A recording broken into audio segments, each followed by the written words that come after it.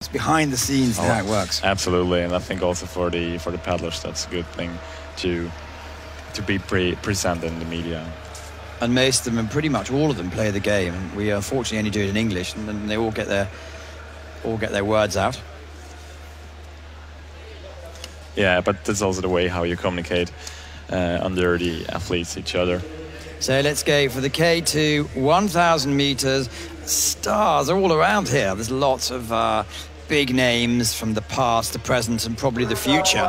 Again, we've got 5 of the 9 finalists from last year.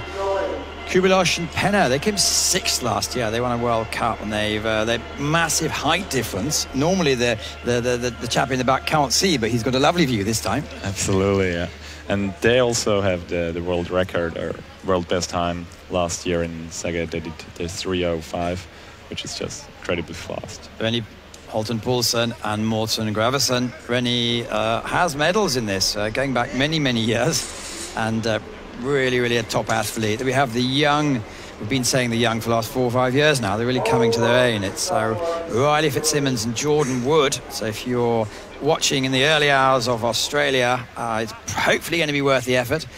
Max Hoff, Marcus Grace. Max gets so nervous. He's 35 years old now, and he says every day he's like a little boy and never gets used to it, but he's really up for it. These are the boys to beat, certainly. Tomićević and Zorić. They look fairly lightweight, especially Zorić, but they can really make the move. They're the defending champions, by the way. Here we have Medvedev and Urania. Again, they're really top athletes, still annoyed that they missed out on the Olympics, and they've got something to prove. Geller, Botek, they came 2nd last year. Maxime Beaumont, well, yes, he goes in every category. And Guillaume Berger, they're going to be looking to watch out. Nikosias and Olniak from Lithuania, who are fast starters. Interesting to know with Maxime Beaumont and Guillaume Berger from France, they know exactly the water temperature. They crossed the line in their semi-final. They leaned back, Maxime Beaumont leaned back to put his hand back to congratulate Berger, and they fell in, which is really stupid. 21 degrees the water is, so it's okay. But Maxime Beaumont, obviously an Olympic medalist from the K1 200 meters. He's also rather good at the other events, so they're just chopping around, and he basically, the reason he's doing different events is he needs the motivation. Anyway, they are off, and it's a great start from the French sprinters. They've done it all the time so far this week. They've been the first to make. If it was a 200-meter race, they'd certainly be off. Here we go, sprinting power. They couldn't in the first heat, where it was only the winner went through, and the Germans won that. They really sort of fell apart at the end. I'm surprised about the fast start from Germany. I expected that the Australian would be first in the first 30 seconds, but maybe this will change a little bit. Yeah, but Marcus Grace, he's a very interesting character. They always have a tactic, and they never tell you before. In fact, when they win the Worlds a couple of years ago, they actually did. They said, we're going to go and move at 600 as opposed to 750. And no one believed them, and they did exactly that. So they're all great tacticians. They're first through the first level. Obviously, Rennie Poulsen's pulling hard. Max Hoff came across from wild water racing. You've done a bit of that as well, so yeah, you absolutely. athletes can adapt a lot. Yeah, absolutely. We raced also together, but also maybe 16, and he was already 25 then. But yeah, I know Max Hoff for quite a while.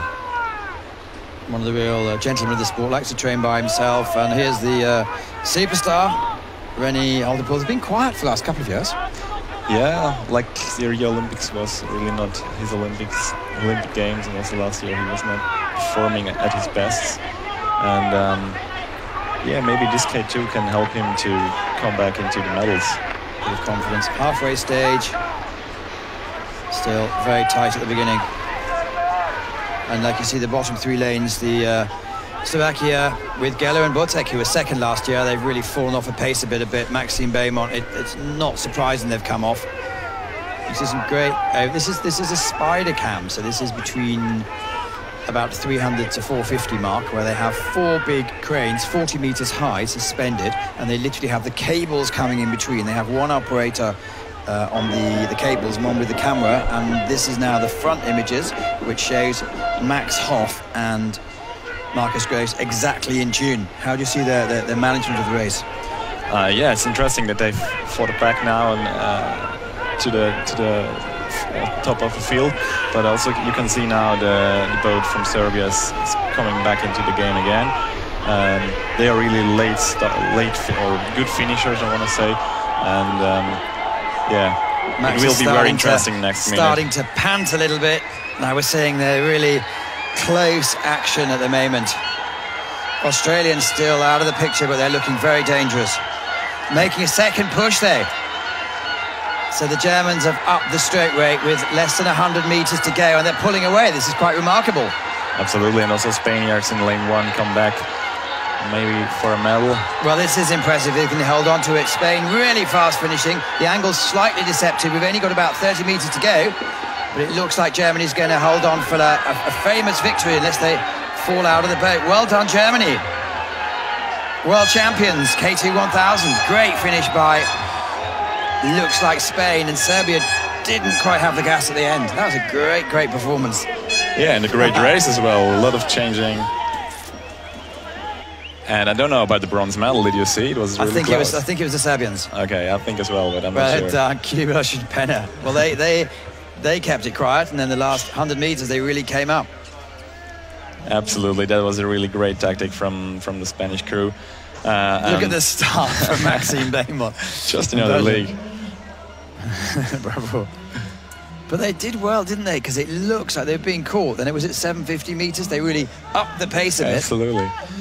And also Denmark was in front at 500 meters, but they came back, and that's the first World Championship title for Max Hof in the K2. That's also quite remarkable. Olympic champion in the K4, and we're going to see those two in the K4 later. Max Schmidt, who is an Olympic champion himself, he'll be going in the 1,000 meters. And this is a great crowd.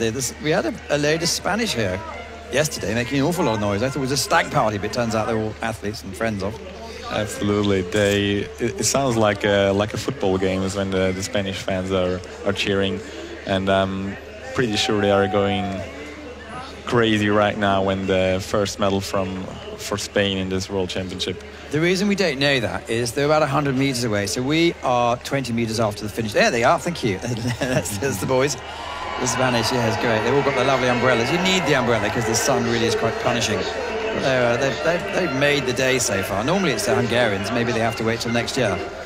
Yeah, and Sevilla, maybe the city of Spain, is only 5 hours away from here, and a lot of kayakers come from there, and this is sure the reason why so many Spanish fans are here. Gold medal, World Champions 2018. Hof and Grace, Kuboš and Penna, Silva, Tomićević and Zorić in third, with just missing out by 0.25 of a second are Fitzsimmons and Woods. Their day may well come.